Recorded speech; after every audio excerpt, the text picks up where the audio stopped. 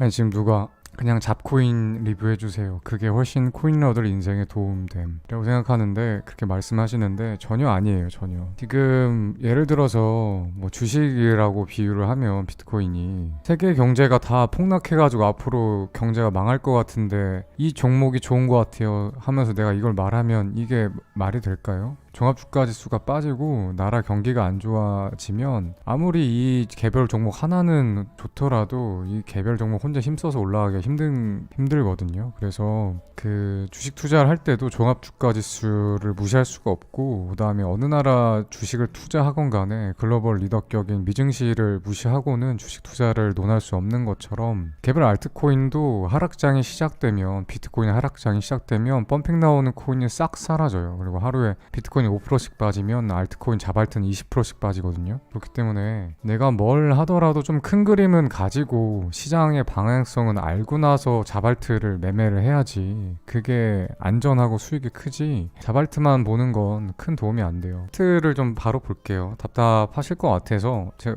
오늘 방송을 켰는데, 일단은 삼각수렴이 우리가 원래 이렇게 추세를 이렇게 그리고 있었죠. 이렇게 그리고 있었는데 이 추세가 깨졌단 말이에요. 이 추세가 깨졌어요. 매매 복귀를 먼저 하고 그 다음에 이제 분석을 하고 다음에 어떻게 매매할지 예상을 되는 걸 말씀드릴게요. 일단 어제 제가 방송 끝나고 나서 차트를 좀 더 보다 잤는데 많이는 아니고 한 2, 30분 더 보다 잤는데 그때가 딱 이 타이밍이었거든요. 이때가 심상치가 않더라고. 뭐냐면 제가 이제 이것 때문에 굉장히 한 30분 동안 고민을 하다가 결국에는 잤는데, 이때가 어떤 상황이었냐면 지금 여기 ABC가 한번 나왔었고 ABC A 나왔었고 B 나왔었고 C가 다 나왔나 안 나왔나, C가 여기까지 가지면 좋겠지만 나왔나 안 나왔나 되게 고민되는 자리였는데 잘 가는데 싶더지만 푹 이렇게 살짝 꺾이더라고요. 그때 RSI를 보면, 소분봉을 보면 가격은 이렇게 올라 있는데 RSI는 이렇게 꺾여 있죠. 그리고 30분봉을 보셔도 마찬가지예요. 가격은 이렇게 올라 있는데 RSI는 꺾여 있죠. 여기서 하락 다이버스가 뜨길래 설마 여기서 추세가 전환이 될까? 되게 고민을 많이 했어요. 그래서 여기서 분할 익절이라도 할까? 아니면 전량 익절을 하고 밑에서 롱을 다시 잡을까? 이걸 되게 고민했어요. 어차피 채널 상단 근처이기 때문에 이쯤 매도해도 괜찮을 텐데 라고 생각을 하다가, 그리고 원래 이제 기술적 분석으로는 여기가 매도가 나갔어야 돼. 왜냐면 추세가 전환되는 시그널이 나왔기 때문에 내가 롱은 여기선 좀 최소한 절반이라도 덜어내야겠다라는 생각을 해야 되는데, 제가 최근 비트코인 트렌드에 대한 너무 큰 맹신이 있었나 봐요. 뭐냐면 비트코인 제가 누누이 말씀드렸지만 계속 어떻게 나왔냐면 A, B, C까지는 멀쩡하게 나오다가 D가 나왔었을 때 D가 조금 이런 경향이 있어요. 여기를 완전 꽉 채워줘요. 여기 상단의 라인을 탁 완전 꽉 채우거나 아니면 살짝 오버슈팅 했다가 도로 이렇게 빠졌다가, 그리고 이 웨이브 굉장히 짧게 나왔다가 이렇게 올라가는 경향이 있거든요. 그래서 제가 여기서 쫓치지 말라고 했잖아요. 그래서 이걸 제가 되게 강조했었는데, 그래 보통 최근에 비트코인 삼각수렴 나왔을 때 연속해서 한 지금 4번인가 5번 연속이 다 이런 패턴이었거든요. D까지를 꽉 채우거나 아니면 꽉 채운 걸 더 심하게 오버슈팅 살짝 해놓고 힙소를 줘서 내려가는 척하고 다시 바로 올려쳐가지고 신고가를 갱신하는 패턴이 계속해서 나왔단 말이에요. 그래서 이번에도 그렇게 되겠지, 여기 다이버스 깨고도 올릴 수 있겠지라는 생각에 제가 너무 안일하게 그냥 자버렸어요. 그냥 잠을 자고 아침에 자고 일어났을 때가 이쯤 됐는데 고민이 되더라고요. 지금이라도 팔아 말아 하다가 그냥 홀딩하자, 올라가겠지, 이거 채워주러 가겠지 했는데 계속 빠지더라고요. 그래서 결국에는 제 평단이 35,000 얼마였더라, 추가 매수해서 한 36,600~700대였을 거예요. 한 이쯤이었을 거예요. 이쯤이었을 텐데 손절이 나갔어요. 손절이. 결국에는 여기서 또 추가 매수를 한번 받아봤어요. 상단, 그러니까 최하단에서. 그래서 여기서 매수하고 여기서 추가 매수 받은 다음에 여기서 손절이 나갔어요. 그래서 원래 어제 방송했었을 때 시드가 정확히는 기억 안 나는데 한 18,000달러에서 19,000달러 선이었던 것 같고, 미실현 손익이 6,000달러가 넘어서 아마 미실현 손익까지 여기서 실현을 했으면 미실현 손익이 한 8,000까지 간 걸 봤거든요. 그러면 한 26,000까지는 불릴 수 있었는데 지금은 오히려 여기서 고배 롱을 태우고 여기서 손절을 쳐서 이만큼의 손절이 났는데, 손절이 좀 세게 나가서 지금 12,000달러밖에 잔고가 안 남아있어요. 이렇게 매매를 구매를 했고, 이 지난 걸 보고 나니까 또 느끼는 게 뭐냐면, 아 역시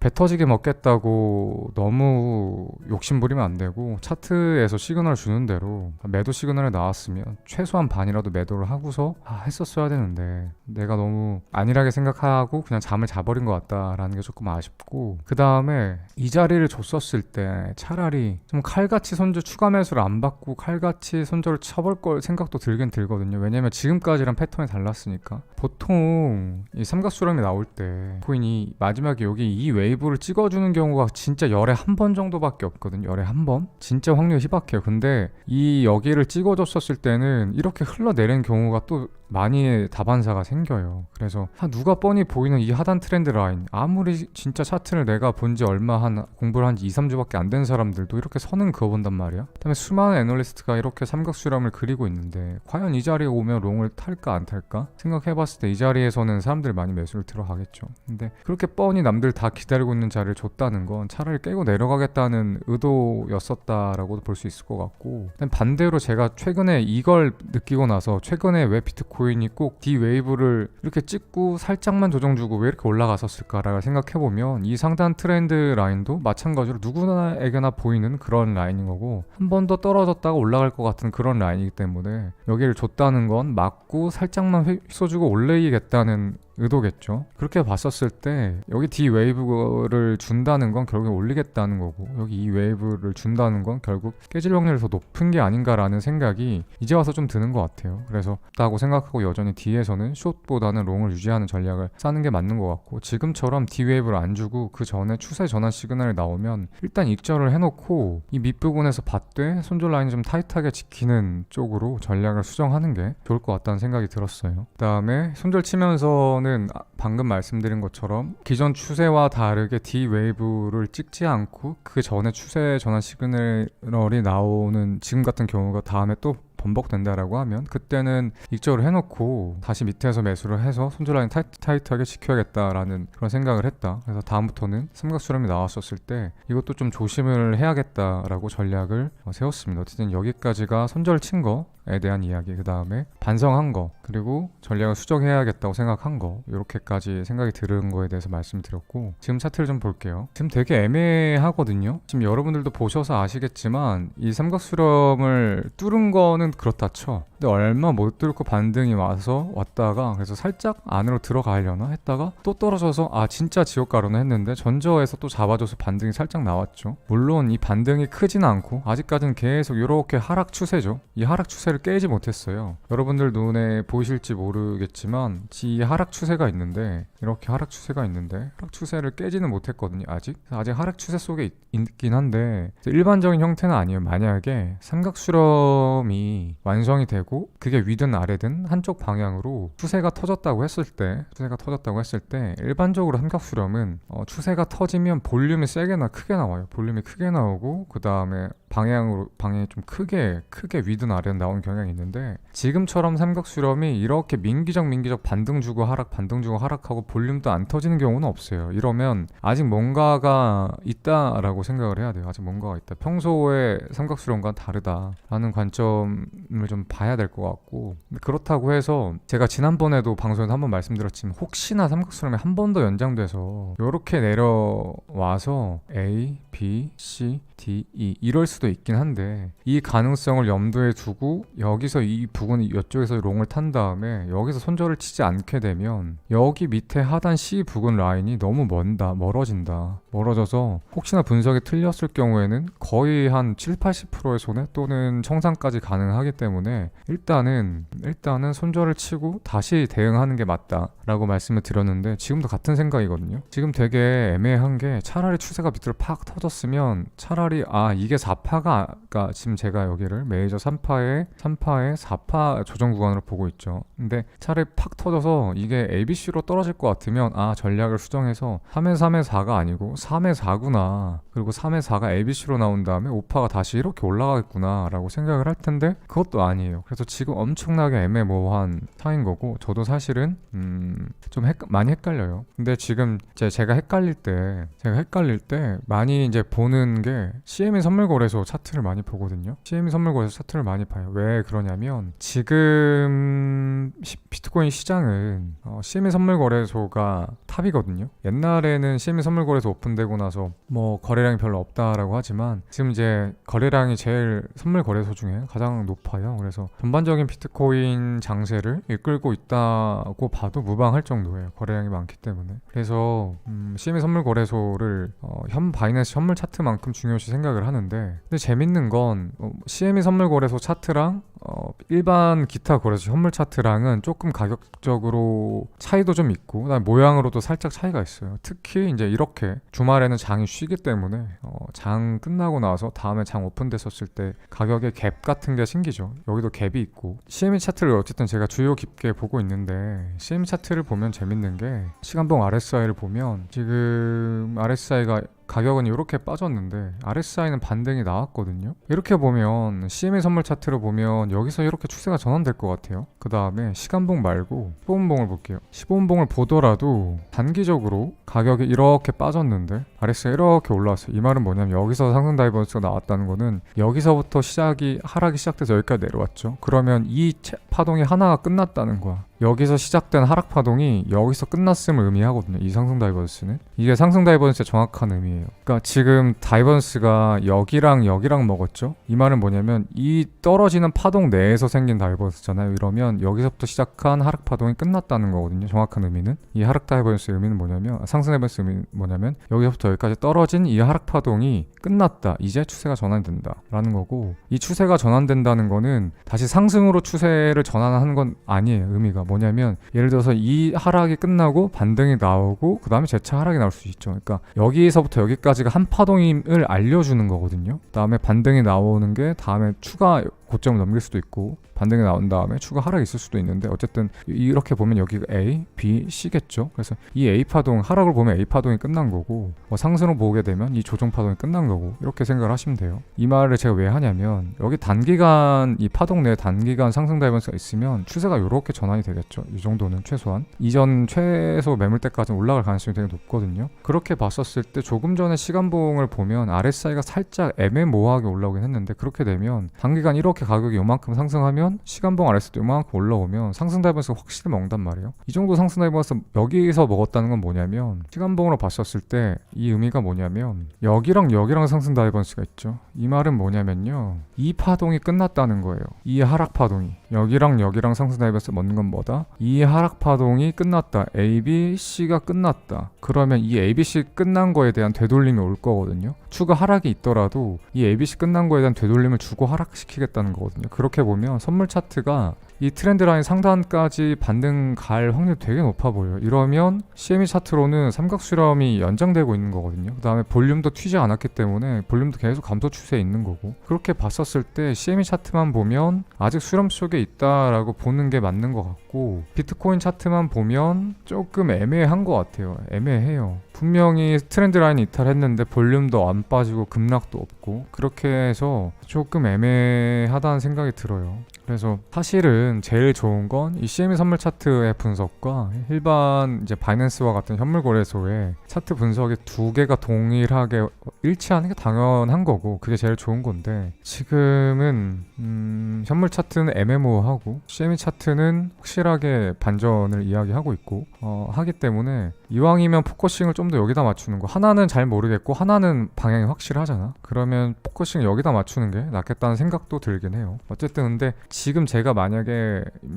찝찝한 마음이 없었으면 아마 포지션을 들고 있었을 텐데, 지금 조금 이 현물 거래소랑 CME 선물 거래소랑 상충하고 있기 때문에 포지션을 이렇게 안 잡고 그냥 관망을 하고 있는 거죠. 손절만 그렇게 생각을 하고 있고, 근데 지금 저처럼 손절이 나가신 분들도 있고 아니면 약 익절로 끝나신 분들도 있을 거고, 뭐 숏을 하고 계신 분도 있을 거고 다양할 텐데, 다만 이제 혹시 내가 지금 저처럼 포지션이 높거나 또는 롱을 타서 약손절을 했는데 지금 또 반등 오네, 괜히 손절 친 거 아닌가 막 이렇게 하면서 갈팡질팡 하실 분들한테 드리고 싶은 말씀은 뭐냐면, 이게 뇌동이거든요. 손절 쳤는데 반등 오네, 들어가 볼까? 정확한 분석이 없이. 이게 뇌동이거든요. 뇌동매매 하면 안 되는 거 아시죠? 그래서 뇌동매매 해서 이번에는 롱 들어가 볼까 해서 들어서 수익이 나더라도 다음 뇌동매매는 또 그 수익이 나리란 보장이 없거든요. 그래서 혹시나 내 뇌동이 맞았다 하더라도 뇌동은 안 하시는 게 맞고, 제 매매 원칙의 첫 번째 누누이 얘기하지만 스스로 물어봤었을 때 나는 이 분석에 또는 이 포지션에 진입했을 때 70% 이상 확실하게 돈 벌 수 있는 자신감 있는지를 물어보라고 했었을 때 지금 약간 애매모호해요. 약간. 그래서 제가 애매모호하다고 여러분들도 뭐 매매하지 말라는 건 아니고, 혹시 오늘 손절이 나갔거나 지금 무포여서 불안하신 분들, 포지션이 없어서 불안한 분들이 생각보다 있어요. 매매 중독 현상인데 어떻게 하지? 계속 차트 보면서 들어갈까 말까 고민하는 사람이 매매 중독이거든요. 근데 그런 분들에게 드리고 싶은 말씀, 조금 더 차분하게 분석을 해보고 확신이 서면 포지션에 들어가는 게 맞다라는 말씀 드리고 싶고, 혹시나 내가 롱 관점을 보고 있는데 이게 진짜 좋은 롱 자리가 아닐까라고 생각하실 수 있어요. 저도 마찬가지고 근데 혹시나 그냥 이대로 애매모호하게 더 수렴이 이런 식으로 연장되다가 상방을 간다고 하더라도 나중에 이 트렌드 라인 뚫었을 때 여기서 추격 롱을 36,000대에서 타더라도 결국엔 이게 45,000까지 가면 30% 수익이거든요. 10배 롱을 타면 300% 수익이죠. 그렇죠? 여기서 10배 롱만 태도 3배가 늘어요. 본 시드가 한 번에 3배가 늘거든요. 그래서 기회가 반드시 있어요. 롱 탈 수 있는 기회가 또 있으니까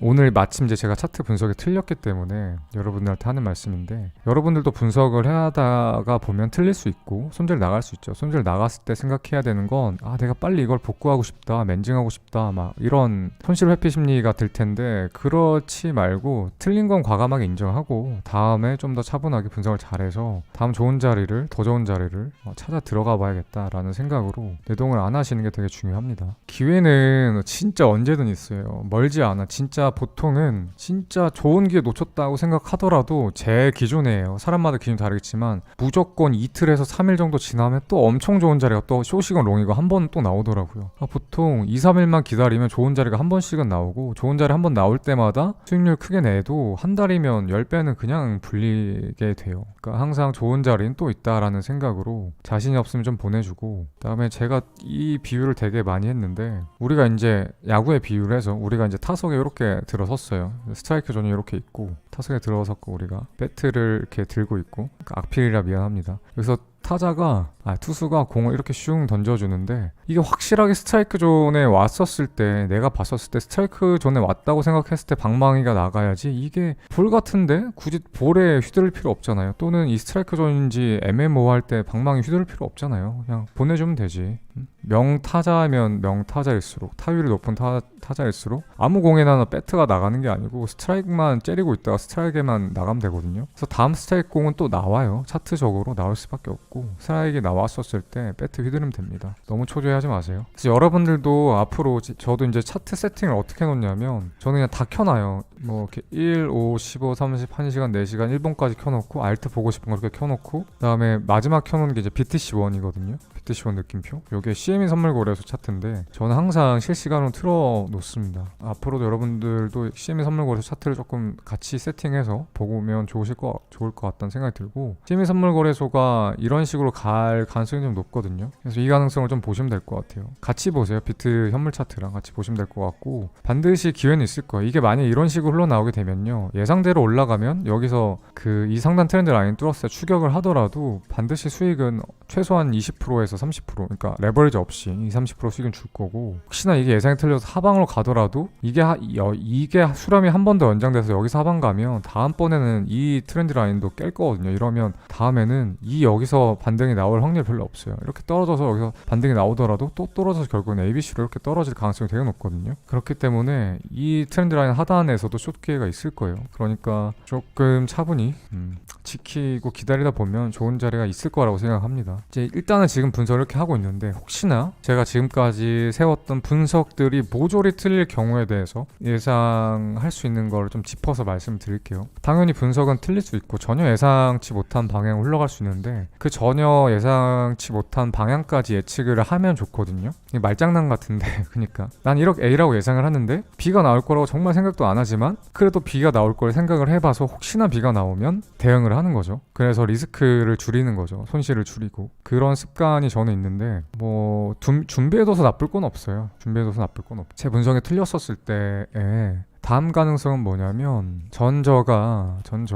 3만 초반이었죠. 3만 500 정도 되는데 4,500 정도 되는데 이게 깨지는 거거든요. 그럼 깨지면 어디까지 내려갈까? 과연 어디까지 내려갈까? 그리고 이게 깨지면 진짜 찐 하락장이 시작일까? 이런 것들이 좀 궁금해질 건데 그거에 대한 답변을 좀 미리 내리면 아직 이게 한 번 더 내려가더라도 제가 봤었을 때 맥시멈으로 빠질 수 있는 건 지난번 분석에서 한번 말씀드렸었지만 한 25,000선일 거거든요. 진짜 제 분석이 모조리 틀렸을 때 최대한 빠질 수 있는 게 27,000선이네요. 27,000선일 거예요. 이 상승 파동이 하나 더 있기 때문에 분석이 정말 다 틀린다고 하더라도 이런 식으로 올라갈 거예요. 그래서 아직 상승장은 끝나지 않았다. 이번에 27,000까지 빠진다고 하더라도 상승장은 남았다고 생각을 해요. 상승장은 남았다고 생각을 해요. 진짜로. 이것조차 틀렸을 가능성은 사실 진짜 정말 희박하다고 생각을 하는데 아무튼 저는 그렇게 생각을 하고 그런 관점에서 저도 이제 알트코인을 들고 있죠. 그렇게 많지는 않고 한 3, 4억 정도 알트코인 들고 있는데 그 알트코인 들고 있는 게 저는 이렇게 막 추세에 따라서 사고 팔고 할 생각은 없었고 한 2, 3년 존버 해봐야겠다. 비트코인 어디까지 가나 끝까지 이 오파동 다 나올 때까지 기다려봐야겠다는 생각을 했거든요. 그래서 그런 관점으로 저는 이게 비트가 여기를 가게 되면 아마 계좌가 마이너스 30%는 빠질 거거든요. 최소한. 그러면 한 1억은 이상 무조건 날라가요. 저는 애초에 장기 투자용으로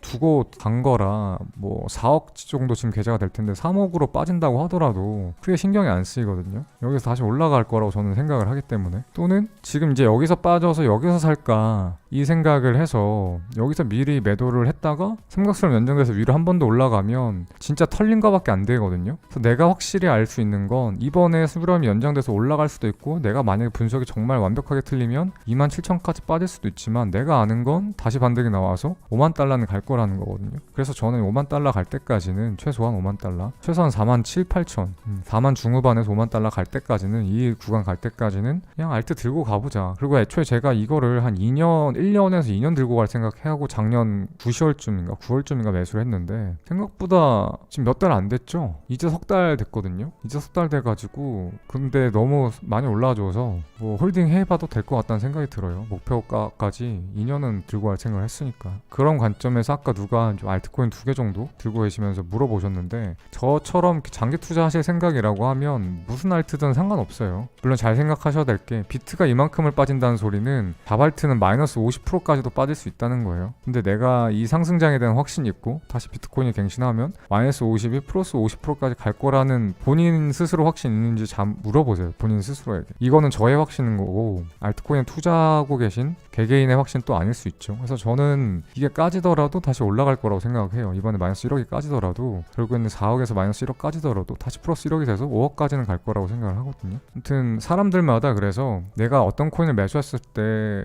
어떤 돈으로 어떤 여윳돈으로 매수했는지 얼마만큼의 기간을 생각하는 건지에 따라 전략이 다 다를 수가 있어요. 난 이게 데이 트레이딩을 해서 벌어야 되는 돈으로 현물을 샀으면 당연히 여기까지 버티면 안 되죠. 빨리 잘라버리고 다른 코인에서 수익을 내고 또는 다음 기회를 현금을 확보해놨다가 다음 기회를 노려야지 존버가 능사는 아니죠. 만약에 데이 트레이딩 형식으로 현물을 매수했다고 하시면 사람들마다 좀 다를 수 있습니다. 아 여기 말하는 거죠? 다 똑같네. 사람들 보는 건 다 똑같아. 저도 이걸 생각을 하고 있었어요. 제가 원했던 그림은 지금 이제 현물도 마찬가지인데 여기서 만약에 빠르게가 중요해요. 1시간봉 안에 빠르게 찍고 빠르게 반등 오죠. 그래서 밑꼬리가 이렇게 달리죠. 그럼 무조건 상단 나오거든요. 그러니까 봉 하나 안에 떨어졌다가 올라오면 그러니까 빠르게 떨어져 할 것처럼 떨어졌다가 휩쓸고 올라오면 터치가 되면 여기 시간봉 상다가 생겨서 결국에는 이게 ABC가 되는 거거든요. 그러면 A, B, C, D 이러고 올라갈 확률이 되게 높아져요. 그래서 차라리 애매모호하게 이렇게 걸터놓지 말고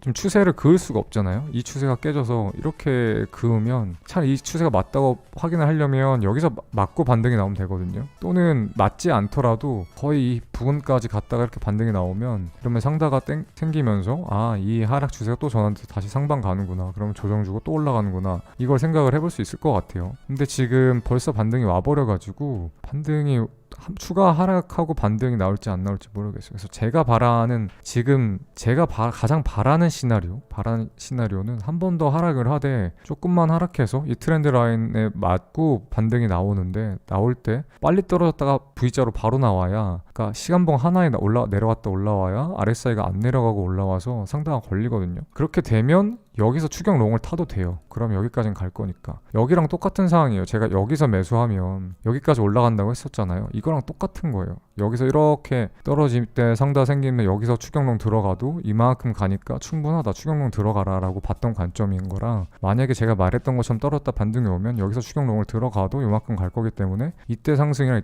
똑같은 메커니즘이거든요. 그래서 제가 바라는 가장 좋은 시나리오는 이건데 과연 이렇게 될지 모르겠고, 여기서 만약에 민기적 행보하고 하면 되게 또 이제 포지션 들어가기가 애매모호해질 것 같아요.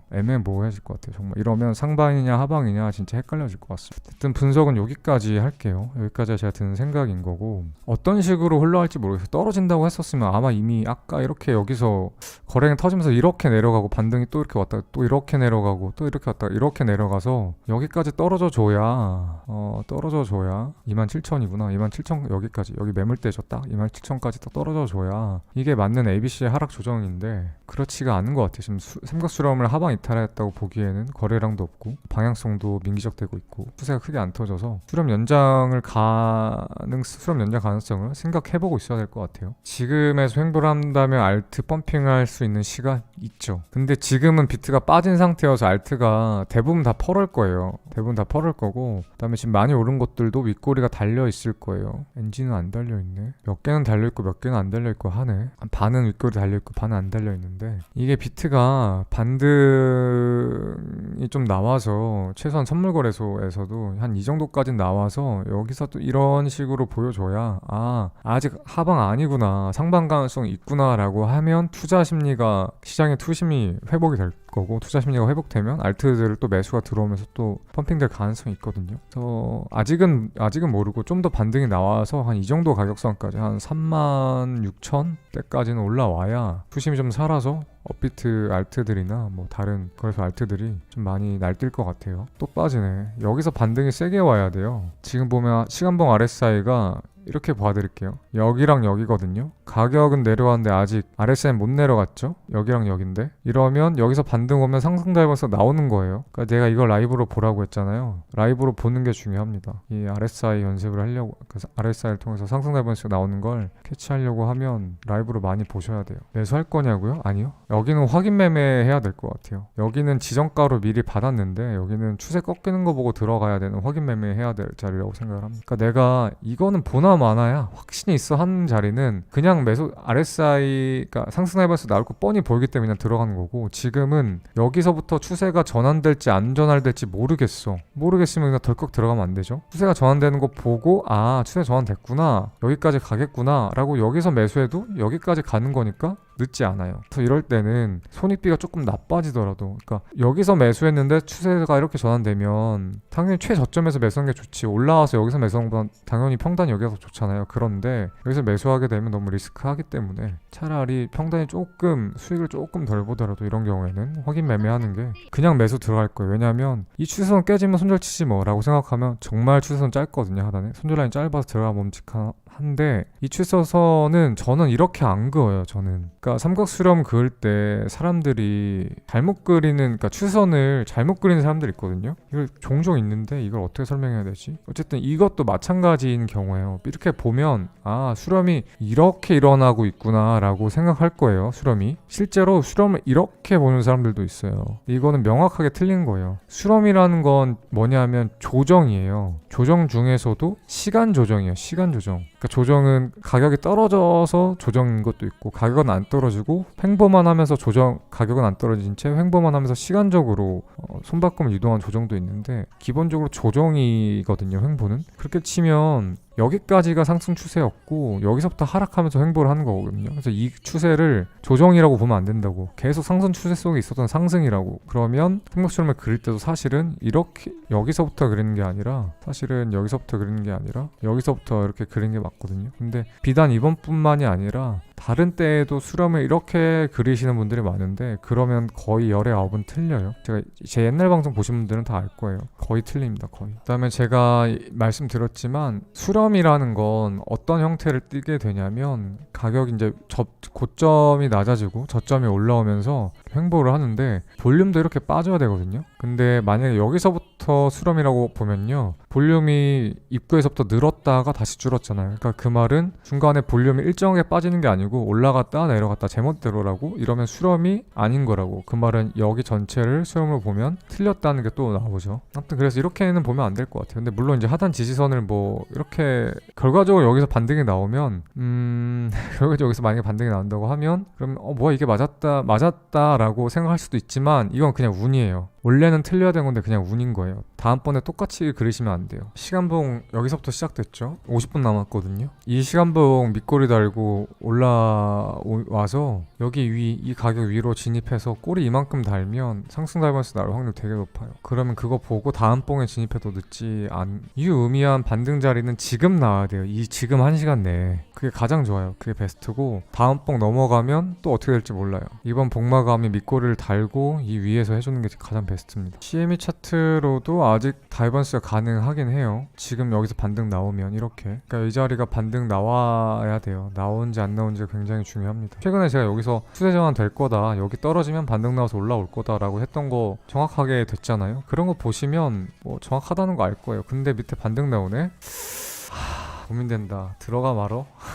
이건 들어가야 돼. 이거는 손절 밑에서 다시 칠 생각하고 들어가야 돼요. 10배까지 타겠습니다. 이건 들어가야 돼. 이거 다시 이만큼 갭 채우면 손절 쳐야 돼요. 대신에 이만큼 갭을 채우거나, 아니면 이걸 깨도 좋은데 깼어도 바로 또 V자 반등이 또 나와야 돼. 많이 떨어지면 안 되고. 그렇지 않으면 손절 쳐야 돼요. 사실 이제 지금 되게 리스크를 안고 들어가는 거거든요. 여러분들은 시간봉 마감되고 다음 봉까지 보고 들어가도 늦지는 않은데, 지금 리스크를 감당하고 들어가는 거니까. 왜 리스크를 감당하냐면, 여기서는 지금 가능성을 보고 들어가는 거거든요. 확신이 아니에요. 그러니까 제가 이런 말을 했었죠. RSI가 상승되면서 컨펌이 났다라는 건 확실히 RSI가 올라갔었을 때는 말하는데, 지금 RSI 올라오지 못했거든요. 근데 제가 왜 이거를 봤냐면, 지금 15분봉을 보시면 단기간도 상승 다이버스가 뜰 가능성이 되게 높아요. 지금 이렇게 가격이 빠지고 있는데 RSI가 이렇게 2번 올라왔어요. 2번 떨어졌는데 이렇게 한 번, 이렇게 한 번, 이렇게 한 번, 이렇게 한 번, 2번 15분짜리가 상다가 보이기 때문에 추세 전환되면서 시간봉 마감이 위로 올라오면서 추세가 전환될 가능성이 높기 때문에 들어가는 거예요. 잠깐만요. 근데 아직까진 몰라요. 도로 자빠질 수도 있기 때문에. 지금 같은 경우는 저 같은 경우는 이렇게 포지션 들어가면 지금은 되게 이제 마음 졸이면서 지켜봐야 되는 자리이긴 해요. 제가 방송을 안 켰다고 하더라도 딴짓 안 하고 지금부터는 어떻게 차트 흘러가나 되게 집중해서 볼 것 같아요. 올라가라. 이제는 기도밖에 없죠. 기도하면서 지켜보는 것밖에 답이 없어요. 지금은 이제 올라가라. 여기까지만 오면 거의 확실한 것 같아요. 일단 지금 33,400, 34,400이면 딱 1,000달러 올라왔네. 거의 1,000달러 올라왔네. 이대로 쭉쭉 가라. 포지션에 들어갔으면 이제 할 수 있는 게 없어요. 분석은 끝났고 매수도 끝났고, 할 수 있는 건 차트 보면서 예상대로 흘러가라, 아니면 손절 쳐야 되니까 이거밖에는 머릿속에 안 남죠. 아직까지는 나쁘지 않은 것 같은데 일단 이번 시간봉 마감이 진짜 중요해요. 일단 시간봉 전에 15분봉 마감도 좀 위에서 다음 봉까지 양봉이 하나 나와주면 RSI가 많이 올라올 거거든요. 여기서 그래주면 정말 좋고 시간봉 마감만 잘하면 될 것 같아요. 이거는 맞아도 운이에요. 거짓말이 아니라 이건 맞아도 운이에요. 다음번에도 또 이렇게 그으면요, 다음번엔 틀릴 거예요. 만약에 이거 맞으면 이제 다음은 이 상단 트렌드랑 이 부분이죠. 한 37,000 정도? 여기까지죠. 만약에 이거 맞으면 나올지 안 나올지도 모르지만, 만약에 여기서 반등 성공해서 여기까지 올라오면 그러면 저는 수렴 완성되고 상방을 보겠죠. 당연히 그게 오리지널 분석이었으니까. 아무튼 대응 잘 하시길 바랄게요. 반등 나올 가능성이 되게 높아 보이는데, 일단은 확실한 건 뭘 보셔야 되냐면요, 제가 얘기했던 것처럼 이게 지금 하락 추세가 이렇게 있거든요. 지금 하락 추세가 이렇게 있기 때문에 이 하락 추세를 뚫으면 확실하게 전환이 됐다고 볼 수 있어요. 그래서 아마 제 생각에는 보통 이런 경우에는 이렇게 갔다가 조정줬다가 이렇게 뚫으면서 이 직전 고점을 높이거든요. 이러면 뚫었다고 봐도 될 것 같아요. 어쨌든 이 하락 트렌드를 뚫고 나오면 뭐 시간봉 RSI 상승 다이버슨 컨펌은 당연한 거고, 그 다음에 여기 15분봉 더블 다이버스도 당연한 거고, 그 다음에 하락 트렌드도 뚫은 거기 때문에 여기까지 올라갈 가능성이 굉장히 높다라고 생각하시면 될 것 같아요. 어쨌든 그거 잘 주의 깊게 보시고,